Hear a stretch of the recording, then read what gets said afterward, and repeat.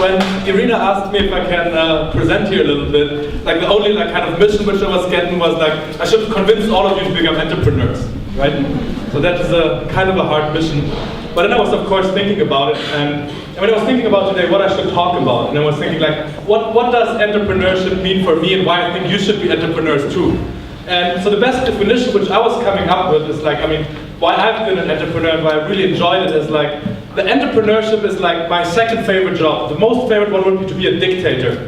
Because then you can like rule your own country and like make your own rules and make everybody do what you want, right? That would be freaking awesome. So if you have a job opening somewhere, I'll definitely take it. But if you're not a dictator, then the second best thing to a dictator is becoming an entrepreneur. Because technically you can do the same thing. So what it's about an entrepreneur is that you spot a problem in the world. You see something that you think that's not right, something that should be fixed. And basically you don't need to ask somebody for permission to fixing it. Basically you build a startup that fixes this problem and ideally get rich while doing it, right? That's the whole point about it. That's the whole point about being an entrepreneur, right? I mean, at the end it will cost you like a whole amount of energy and a whole amount of your time and so on. But if you really like that, then entrepreneurship is like the best thing in the world that you can have. I mean, that was my experience, right? So let me tell you a little bit about my entrepreneurial journey and like the problems I've seen that I wanted to fix, right? So I started like very early. So the first small startup which I started was with 16. And I started it maybe that kind, I wasn't really that smart and like went for the right reasons. I started it more because I've seen that like, I've seen that my father was a lawyer, right? And I was always complaining that he's not doing the digital stuff. So I mean, my father was more old school. I mean, he had like papers, he had like tons of papers. And I told him always, Dad, what you're doing, you'll be like completely obsolete in a couple of years. And I told my mother, like, I'm not going to learn English because I don't need it. I'll have a freaking computer translating everything for me. So I'm not learning any language, so everything will be digital. And my parents got so upset after a long time of listening to their smart-ass son who thinks that everything will be digital. They said like, if you're so smart, we'll live our lives. I mean, you prove us that it works. I said, okay, I'll start a digital web agency and show you that this is the future and your business will go bankrupt. So this was the first problem which I spotted, that not everything was digital. And this worked out pretty well. So while I was in high school, I was basically, while some other kids were like flipping burgers and stuff like that, I was at that time, which was a lot of money, it was like still D-marks, it was like 1,000 marks, which is like 500 euros a day I was paid, and like flying around the world and like selling people on the digital stuff. It was still the awesome .com times, so it was like the times when basically people had no idea about the digital stuff. So it worked out really well. And then basically I met the founder of the guy that I started the second company with.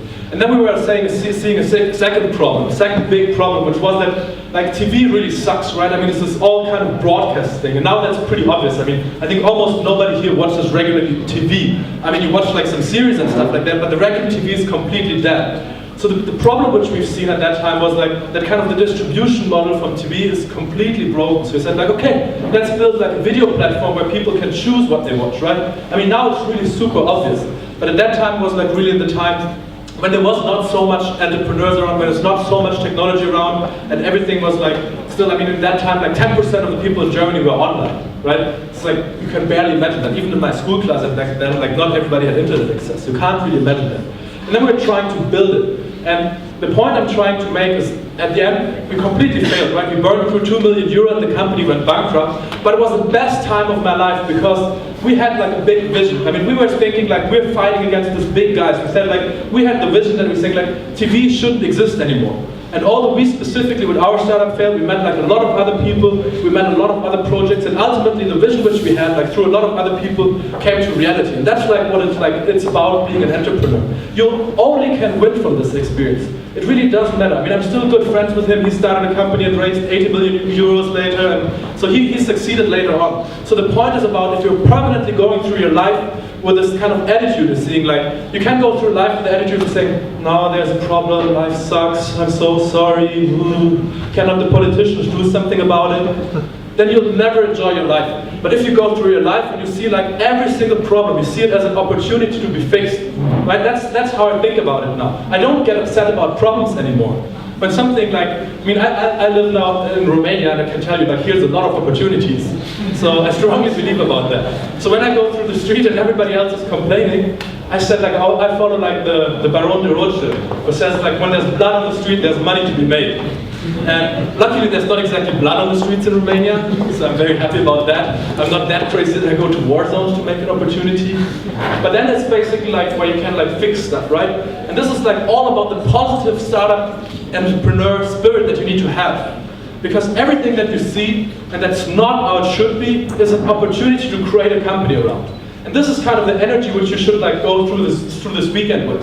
I mean, all of you are going to pitch something. And if you have like a problem which you think this is worthwhile fixing, then convince others to join you in the journey. Because the second really great problem about having a startup, besides being able to be a dictator, is that you'll be around by the best people in the world. Because the reality is in a startup, in the beginning, you're not like attract your co-founders, you're not attract your first employees by giving them a huge paycheck, but you're going to attract them by sharing this vision and making it the reality together, right? So that's the really great thing. I mean, one of my principles in life is that I want to surround myself with passionate people.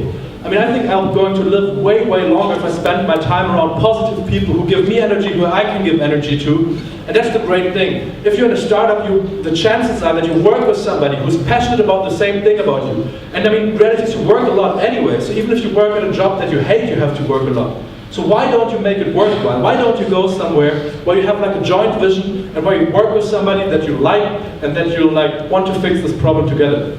So I've like said this all a long time, and I want to give you an example. Last year, I've seen this exactly in action, right? I was mentoring for the World Bank, and I was going to Kenya, and I was blown away by the kind of problems that they solved. I mean, I see always when I go to some events where people pitch like, I don't know, all kinds of like really, really small things, and like we get used to that this is like the hugest problem in the world. But then I went there, and one of the teams, they explained like how they're completely like trying to revolutionize the economy in the favelas, right? So they're the poor people in the favelas. The funny stuff is, or not funny stuff, the sad stuff actually, is that like if you go to a favela, like food is more expensive than when you go to the rich neighborhoods.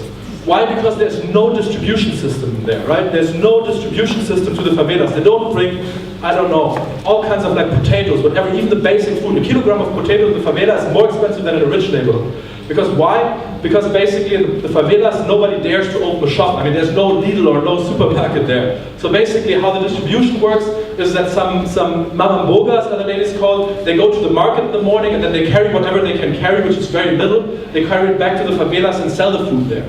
And that's like, of course, extremely inefficient. They walk like 8 hours a day just to deliver the food there, and that's super expensive at the end, so in bad quality as well. So then an entrepreneur said he'll create a distribution system which just brings it to a central hub in the favela. So they come in the morning, they order by SMS because everybody is online there, and they managed to like basically have the mamambogas as their customers. They didn't need to walk 4 hours to the market and 4 hours back, but they came and distributed the products to central points that they needed to walk like 20 minutes. They sold them at the same price because they could buy bulk, they could make a profit out of it, and then they could make sure that the food prices they're dropped by 30%, right? This is about like changing a life, right? This is about really changing people's life, and I think this is the biggest chance which you have when you're creating a startup. If you see something that you don't like this, like, you know, you could have gone, people could have gone and could have complained about it. They said, oh, the food prices, they are bad. We should have called in like the European Union, the World Bank, whatever. They should like donate money there. But an entrepreneur was seeing the problem